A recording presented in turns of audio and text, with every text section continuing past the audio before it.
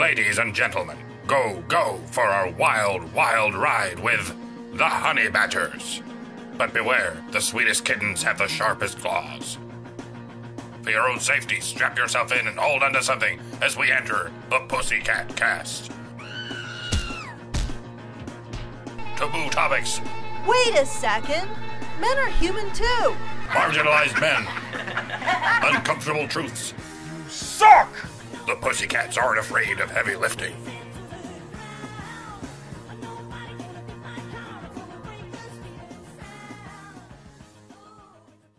Alright, hello everyone and welcome to Pussycat Cast number 7, Men in the Military. And today's verbal Valkyries for this week are our polecat punster turned part-time Pussycat pugilist Hannah, Anna Porn is for Geniuses 2 Cherry, who believes gray matter matters, the principal, passionate, plucky, and pleasant Prim Reaper, and the pickle in his clam bake myself, the Supreme Doge in charge. Special thanks to the CIA, by the way. Thanks for tuning in and watching us. And, oh, by the way, today isn't really so much of a clam bake, as there have been an equal number of pickles added to the jar. So, today's episode of the Pussycat Cast will be a little bit different from the usual story hounding and lull farming that we usually do here at Honey Badger Radio. Allow me to mansplain. So while looking for new topics we could chat about related to men's issues, I had this bright idea of discussing the risky and dangerous types of work that men do. But I felt like it was not really my place to talk on behalf of this topic, since I don't really have a lot of experience doing dangerous work, nor, at the very least, I would be able to do the topic justice. So I had this bright idea of trying to find men who would be willing to talk about their work and perhaps even have stories to tell. I went to the community and asked around. The feedback I got was so great that I decided to split it into 2 shows. So on this week's show, we'll be talking with men who have served in the military, since male sacrifice and service is something that we often take for granted. So please welcome to the show, and hopefully I get this right, and if I get this wrong, I apologize, you can correct me. Petty Officer 3rd Class, QM3, Thomas Delaney. Is that accurately stated? Yeah, that's pretty accurate, yeah. Okay, and what is that position? What does that rank mean? What that rank means is basically in the Navy, we do everything the right way rather than the wrong way. We give the military occupational skill as part of the title. What I did, my main job when I was in the Navy was actually doing navigational work, which isn't really too much dangerous, but everything else that you're required to do on a ship instantly turns it into being dangerous. We would also do fire support, respond to onboard threats for people, psychos wanting to try and take over the ship. You can't call 911 to get a fire truck to race across on there. Okay. All right.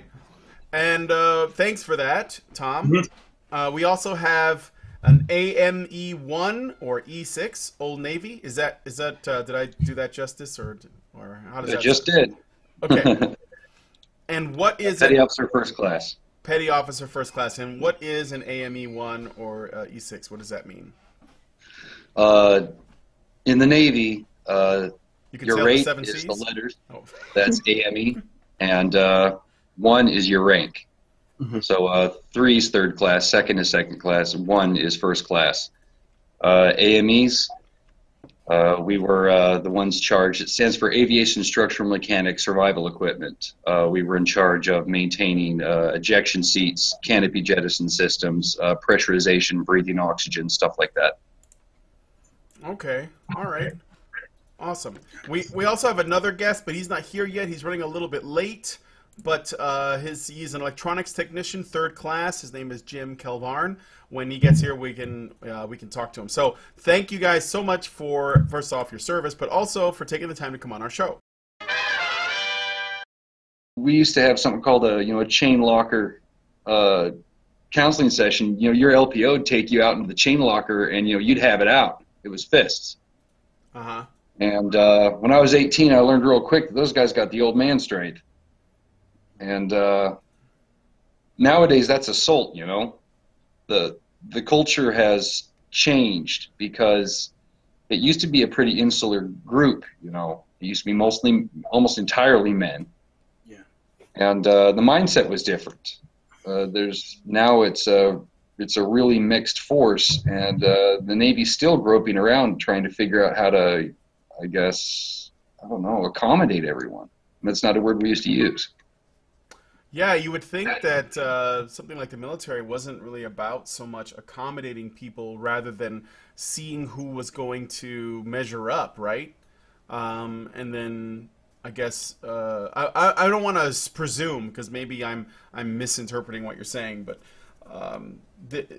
I would imagine that in an area like in the military, your ability to be the best version of yourself that you possibly can be is the measure by which you get your, not only your ability to stick around, but also rank and respect from everyone else. It was like a meritocracy in a lot of ways, right?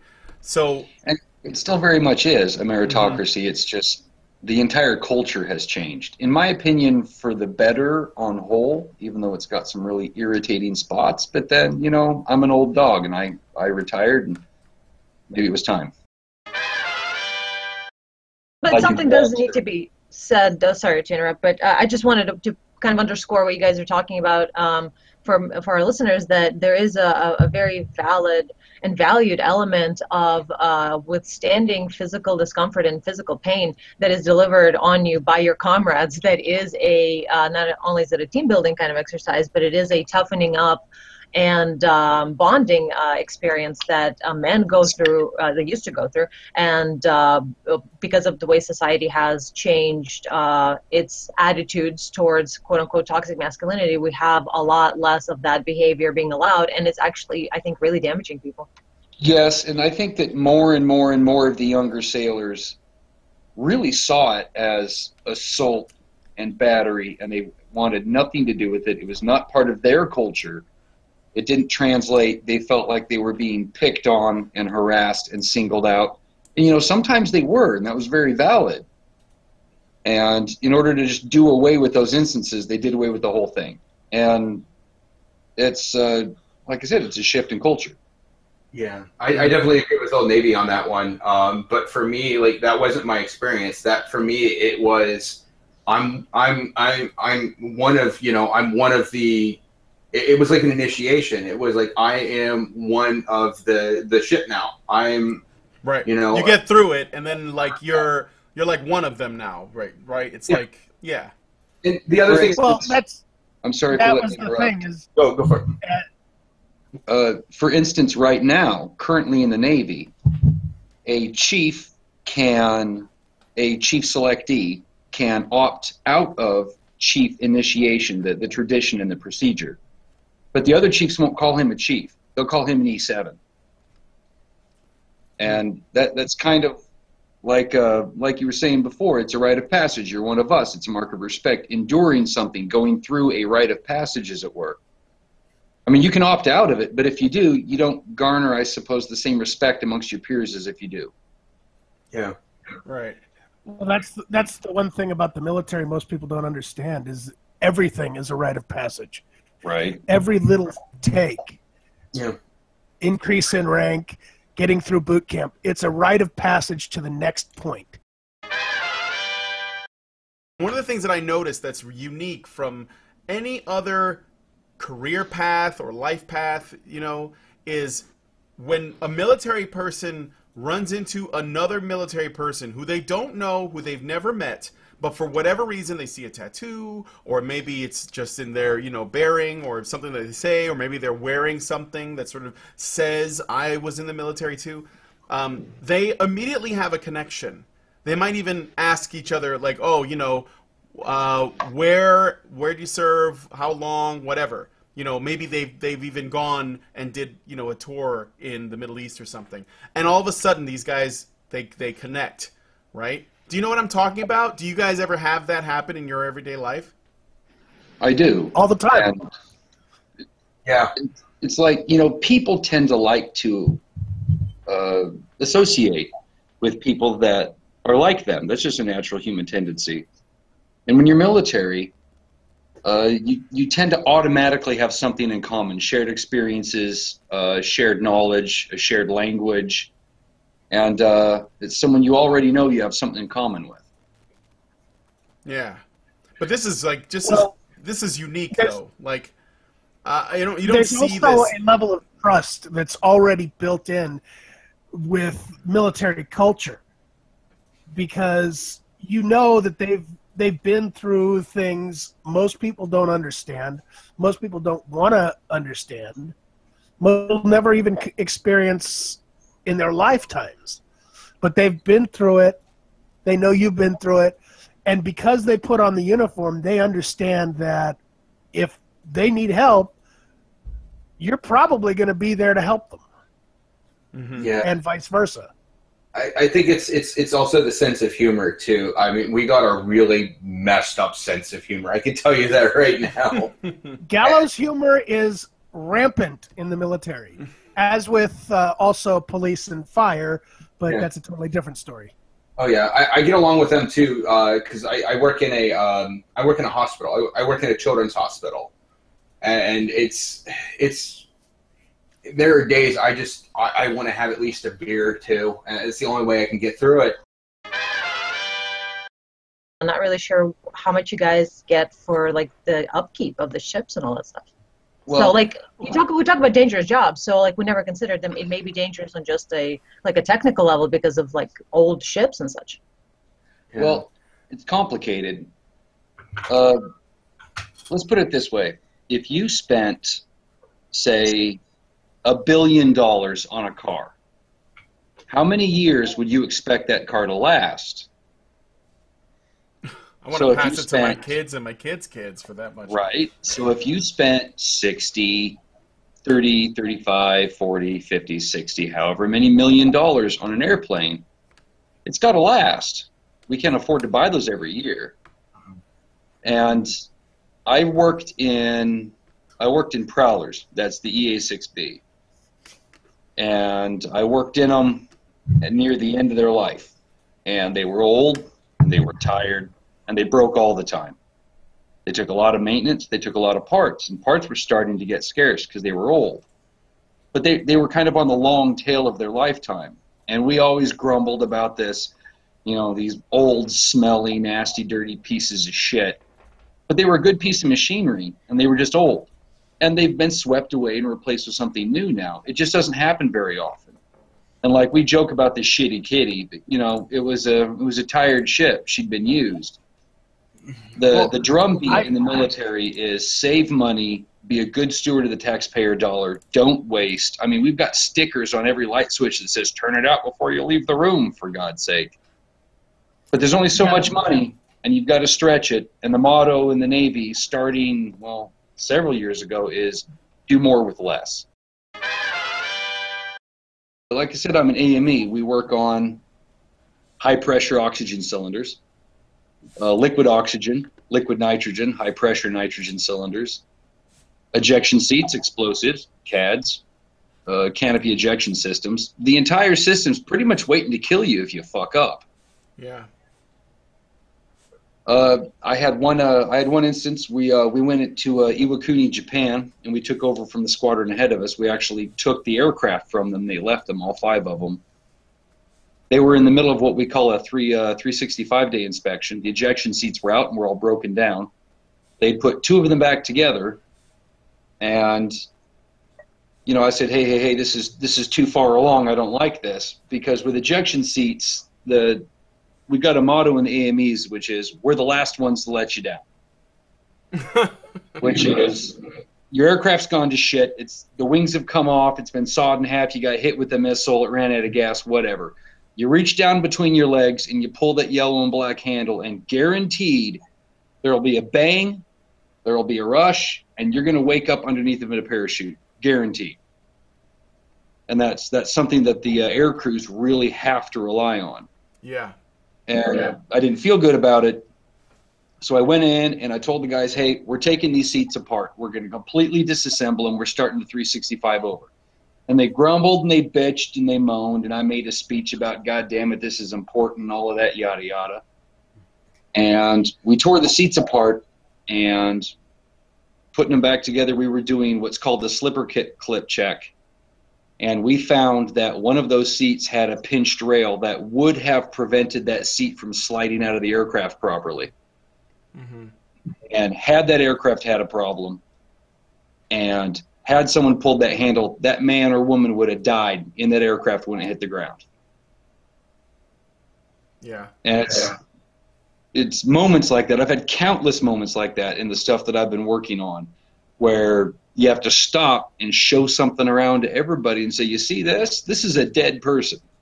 This little thing right here. All you have to do is, oh, well, that's okay, and you put it back in, and maybe 2 days, maybe 2 years later, it kills somebody. And I think that was the biggest lesson I learned in the Navy is it may not seem like a big deal right now, but you turn around and shit hits the fan, someone finds themselves in an operational capacity, and you turn around to that thing that you didn't care about, and it kills them. Someone asked me to ask this question, who's a veteran that was in the chat. He said, what is your experience with the VA? And when I say the VA, I mean the U.S., for people who don't know, the U.S. Department of Veterans Affairs. So what did it say? It was good, bad, and why? And this the reason why I'm asking this is because people might be wondering, why is this relevant to Honey Badger Radio? Well, men are the people who primarily are expected to go into the military, into war. We expect them to serve, right? So how well do we treat them? How well do we value, this sacrifice? And I think that I could speculate on it, but I'd rather. Shall I laugh now or later? Could get it right from the horse's mouth, right? So I don't get to speak. Let me start. Let me start with Tom. What's your experience like with the U.S. Department of Veterans Affairs? Oh God, where do I start? Basically, I consider myself a walking doctor's fortune. Due to my illustrious military career, I wanted to retire from the military, but I blew my knee out, my back out, my shoulder out. I've got nerve damage in my left arm. I've got a permanent mucous membrane on my chest. I've got hearing loss in my left ear. And I think that's about it. Crap. Oh, yeah, that's it, huh? No big deal. Right. I'm not impressed. So basically, my experience with the VA has been a foobar, snafu, fooster cluck, situations normal, all fucked up beyond all recognition. It kind of goes back to, and you're going to get this from a lot of military guys, basically there's a huge downside of the military from the Obama administration. What that did was created a huge influx of veterans without the resources they need. I'm still trying to fight them. They only got me at 40% disability with all my problems. Mm-hmm. And they think I'm fine where I'm at. I went through an education program, long story short, because of my my disability, to pay for my last 2 years of college so I wouldn't go into complete debt.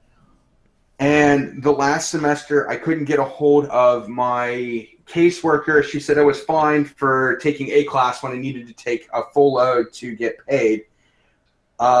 Basically, every month, I almost became a veteran homeless statistic.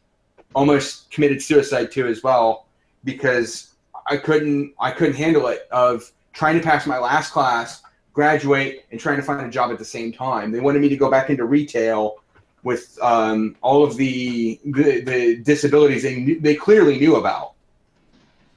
Yeah.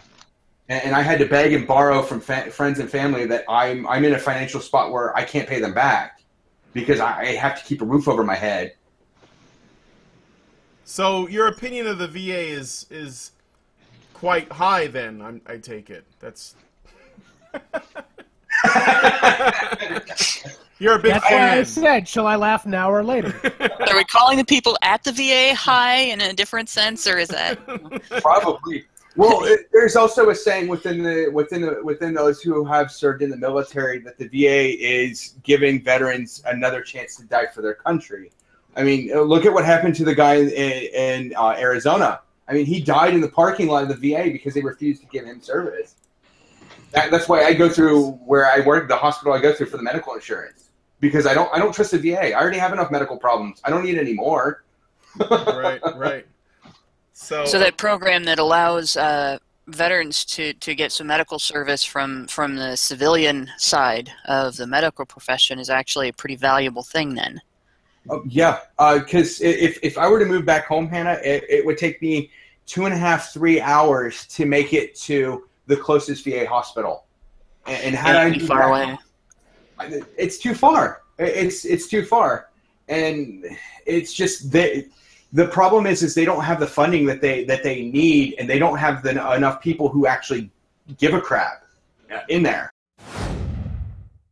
It really, really bothers me that after everything that you guys have done for your country, it's just amazing that, and not in a good way, that you have to go through all this afterwards. I think that if you've gone through what you've been through, this should all be fully taken care of. Like, that just seems like a no-brainer to me. But I mean, and the first thing that you had initially said, being that you're a doctor's, like a rich doctor's dream or whatever, like being from Canada, obviously we don't really have the same issue with having to pay for medical stuff. And I'm sorry to say that's one thing that I'm glad that we don't have to deal with, but I'm so like just ashamed that you guys who have worked so hard to try and help everyone and keep your country safe, that you have to deal with that. It boggles my mind. Well, here's something I want to point out. Just give me a second, maybe. We're not even telling you everything. We're giving you, at best, the G-rated highlights. Yeah. We could, if we actually started going into some of the things, I don't think anybody listening would do anything other than call to stop the military. The problem with it is you can't stop the military. The military is necessary. Mm-hmm. And those of us who choose to go in and to do these things and to live and to pretty much have, in some of our cases, have nightmares for the rest of our lives, is so that everybody else doesn't have to. Hasn't there been another thing where there are women who marry soldiers to collect a type of pay that gets sent to the spouses? Yeah. And there's a name for it. I can't remember what it is. Dependopotamus is the name I've heard for that. Dependas. Dependopotamus, yeah. Dependas. Well, here's the deal. You've got a bunch of guys who are very young, just out of the house, don't know what's going on. They got this lady they like, or they meet a girl, or there is a happenings. I lived in a lot of military housing before I was, situated enough to buy my own home. And there are a lot of guys, I wouldn't even say 50% because, I know everyone, but there are those folks who are in a marriage where they are a fit, half decent looking, half intelligent young man who is married to a witless sow, mm-hmm. who was the first person who readily gave him somewhere to put his dick. And there's a child, and they're married, and he's doing everything he can do, and she's at Walmart at 1 p.m. in her leopard print pajamas and house slippers, waddling around with an unbrushed child looking for God knows what. And I see these hardworking young men who've got themselves a dependa. Some of them are great women. Never look at the size of one to judge that. Jesus, God, don't. I've seen skinny dependas too, regardless of what you see online. Yep. But there's a lot of young men. And God, when I was stationed in Maryland, my first thing I'd tell a guy when he checked in is, God damn it, don't marry a stripper. Yep. I'd seen that 5 or 6 or 7 times, and it always went south. But there are women who are like, hey, you're in the military. Holy crap, perfect health care, reliable paycheck, house to live in, blah, blah, blah. And all I have to do is go to the authorities and say, quote, unquote, I'm scared and you're fucked and I get everything in the divorce. What's not to like? The worst thing in the world is coming home from deployment and finding a 3-month-old baby in your house that looks absolutely nothing like you. Yeah, or finding out that you got a foreclosure notice on your house. There's no car in the garage. You get inside. There's no furniture. That happened to a friend. And somebody shot your dog in the face. Yeah, right. Well, that happened to a buddy of mine. Basically, he kind of said, "Well, we need to talk about a relationship because she was knucking futz." And when he got back, the kid was gone. She was gone. There was no car. There was nothing in the base housing. The only thing that saved him from a foreclosure is it was base housing. That was the only thing that saved him from a foreclosure. Right, and I always tell my sailors, if they express to me a doubt about their lady before we go, I'm like, drop her, dump her, change your locks, change your passwords, get the fuck out, man. You don't know her. Don't answer a text. Mm-hmm. If you have a doubt. Give your mom a power of attorney. That's what I told a couple of the new guys. Don't give the girl you just met 2 months ago power of attorney because she will take your ass to the cleaners. Yeah, if you have doubts, lock it down before you leave. Yeah. I mean, leaving is an act of faith, and the fact that guys leave without cutting her off, that says something. I've done 20 years in the Navy. Uh-huh. I've worked with, alongside, and I've worked for a lot of women.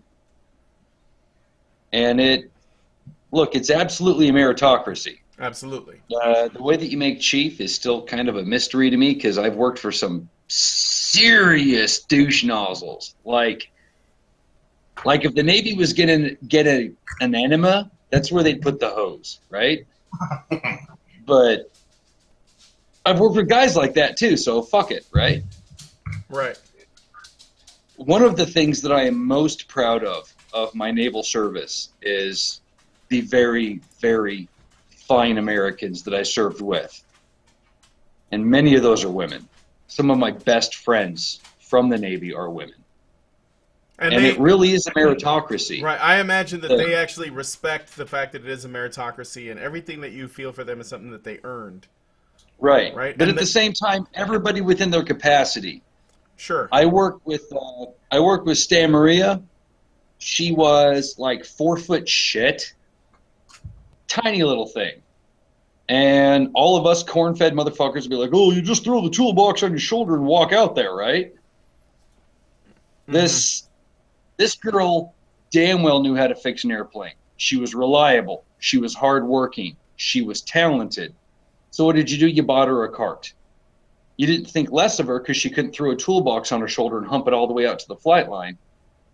You got her a cart so that she could push it out there. You just realize that, a square is a square and a triangle is a triangle and a 4-foot woman is not a 6'8" man, right? Sure. It's a meritocracy. And I've seen woman after woman after woman wash out of the Navy, but I've seen man after man after man. There are far fewer women in the Navy, and that's my experience. Although I did 3 months in Iwakuni where I wrestled with a female Marine in the volleyball pits, and that bitch was on time. It was about all I could do not to get her frickin' off of me. But no, she knew what she was doing. It was hard. She was tough. I liked her. She was where she needed to be. Nice. That's cool. But it's really apparent, both with males and females, that if they're there, they need to be there. And if they're on their way out, well, there's a reason for that. There's more males than females in the military. It takes a type. But the women who get into the military and make it, they're making it because they earned it. That really is a meritocracy. And some of my very best shipmates are female. I spent 12 years as an LPO. That's a leading petty officer, a guy in charge of a shop or 2 shops or whatever have you, right? The only standard I ever had was, can you or can you not do the job? You know, I've had sailors that couldn't do the job, male and female, washed them.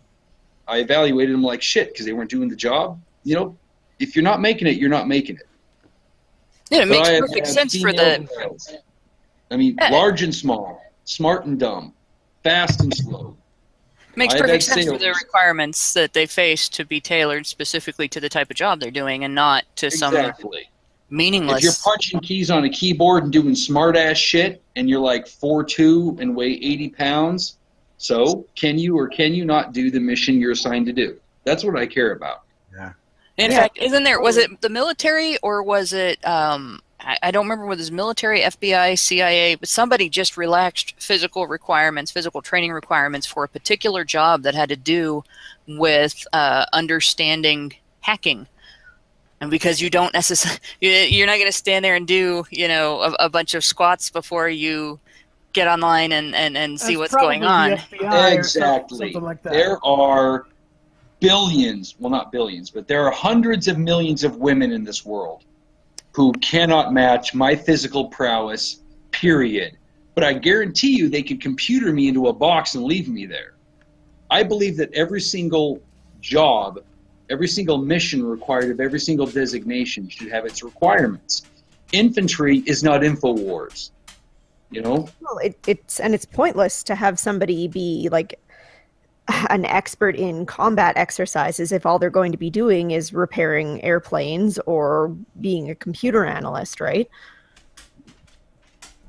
Exactly. I mean, if you want to be special forces, man or woman, the bar need be high.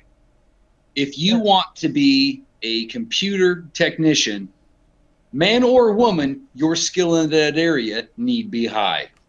You want to be an aircraft mechanic? You know, man or woman, your ability to do that need be high. Throw the wheat up in the air, let the chaff blow off, let the wheat hit your hands.